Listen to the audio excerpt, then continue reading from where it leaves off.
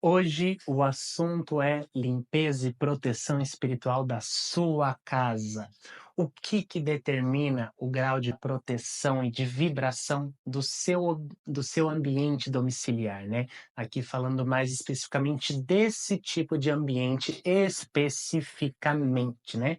Eu já gravei um outro vídeo falando de ambientes de uma forma geral, mas mais nos ambientes que são comunitários, né, centro-religiosos, espaços que várias pessoas diferentes frequentam, né. A casa tem mais ou menos as mesmas premissas, mas tem as suas especificidades, e é o que eu quero trazer para você olhar para sua residência e entender. Será que é a vela que você acende que protege, a defumação que você faz, a limpeza diária que você faz? O que realmente gera uma atmosfera de proteção para você e para sua casa?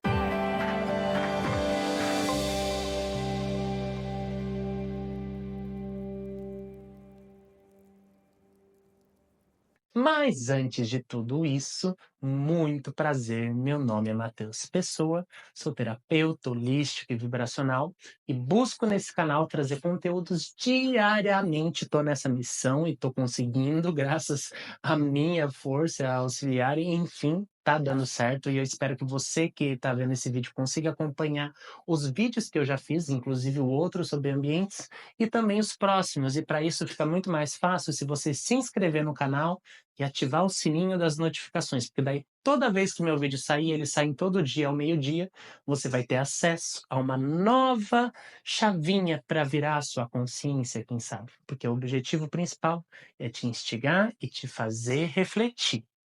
Então vamos refletir um pouquinho sobre a sua relação com o seu ambiente familiar, a sua casa. Primeiro que a premissa básica dos ambientes é quem dita o padrão vibracional predominante desses ambientes é quem é a pessoa responsável diretamente por esses ambientes. Então, em questões de casas, a gente tem muito forte a questão da propriedade. Quem que é o dono legal de uma casa, de uma residência?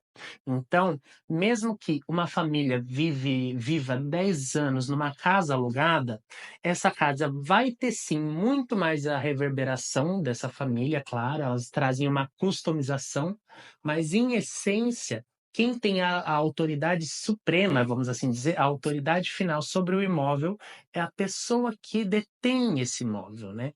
Uma casa própria, por exemplo, está plenamente a plenos poderes, vamos assim, a autoridade total da pessoa que nela habita, né, a pessoa que adquiriu aquela casa, né. E casas sem dono, por exemplo, elas ficam muito à mercê, elas ficam muito desprotegidas, não tem um ancoramento. Então a primeira coisa aqui que você tem que entender é o dono, é a pessoa principal ali, que tá de referência daquela casa, que ancora a energia dessa residência. É o pensamento das pessoas que determina é a vibração das pessoas que determina a vibração do ambiente, entendeu? Então, as pessoas têm um impacto direto. E na casa, primeira coisa, proprietário. Proprietário ou proprietária tem essa interferência direta em ambientes alugados, por exemplo. Você pode ver isso, por exemplo, em aluguéis de casas, né? Quanto mais apego emocional o proprietário tem com aquele ambiente, né, ou seja, ele tem uma dificuldade muito grande, ele tem muitas lembranças que ele carrega naquela casa que agora ninguém mais usa e ele precisa alugar para dar dinheiro, então aquela casa vai ter ainda muito dessa carga psíquica emocional. Ou a pessoa detém uma casa e ela tem uma consciência de que aquele é um ambiente mais neutro para ela alugar para as pessoas, né. Então isso ajuda as pessoas que vão habitar aquela casa, né. Mas aí você deve estar se perguntando: "Mas espera aí então, o que que adianta eu mudar na casa, eu não posso interferir em nada?" Não necessariamente. Você, enquanto pessoa que aluga uma casa, você vai trazer a sua energia, a sua vibração para ela também no dia a dia. Só que esse processo, ele é a mesma coisa que eu falo de mudança. Eu costumo falar que mudança, né, a mudança física, ela acaba depois de uns 4 meses. E eu digo que o ancoramento de uma casa, assim, de uma energia, ele leva uns 6 a 8 meses quando a pessoa ainda está empenhada ali. Pode levar até mais da pessoa ancorar a energia dela no espaço, né? Mas entender que as suas ações, os seus pensamentos, a forma com que você lida com esse espaço, ele gera memórias nesse espaço. Então, Você, para ancorar uma casa, você pode sim ter as suas ritualizações. Vocês podem ver aqui, eu tenho a minha quartinha, essa imagem de Buda, que inclusive tem uma memória ancestral, para mim foi presente da minha avó. Eu gosto de plantas, né? Eu acredito que tudo isso já gera para mim uma sensação muito mais agradável de habitar esse ambiente, né? Higienizar, ele gera uma sensação muito agradável. Então, o que parece só material, no meu caso aqui, por exemplo, também é espiritual.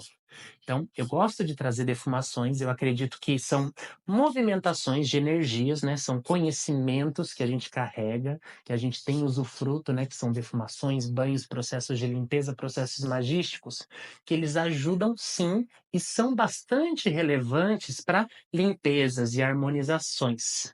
A grande questão principal é diferente você ter que limpar uma casa todo dia de você ter que limpar a casa realmente durante depois de a cada 2 semanas, a cada 15 dias. A questão é o quanto que ela suja, e ela suja justamente por conta das pessoas que estão lá, o quanto que elas vão depositando tralhas e entulhos, e aqui a gente está falando muito de entulhos psíquicos. E outro ponto muito essencial é a proteção da casa está muito mais ancorada no princípio masculino, então, geralmente em famílias, casais heterossexuais, né? Ou isso também sempre tem alguém, e num casal heterossexual, que de preferência seja figura masculina, que ancora a energia masculina, que ancora um pouco mais. Nós temos os dois princípios dentro da gente. Eu posso gravar um vídeo só sobre os princípios, mas aqui é, a proteção está muito mais nessa capacidade de delimitar regras. É todo mundo que pode entrar? Quem pode entrar? Essa pessoa está atenta psicamente ao que entra de fora, enquanto a outra consegue ancorar o que está dentro de uma forma muito mais tranquila? E aí a gente começa a entrar em relações de casal, né? O quanto que isso reverbera nos ambientes. E os ambientes, as materializações, elas são muito indicativas. Nos processos terapêuticos, a gente sempre coloca uma atenção muito grande. Se está ocorrendo, por exemplo, é frequente na casa problemas elétricos, é muito comum lâmpadas quebrarem, problemas de encanamento, problemas de infraestrutura, mudanças, reformas que não saem do lugar. Tudo isso muitas vezes está sendo ancorado pelo processo psíquico de alguém.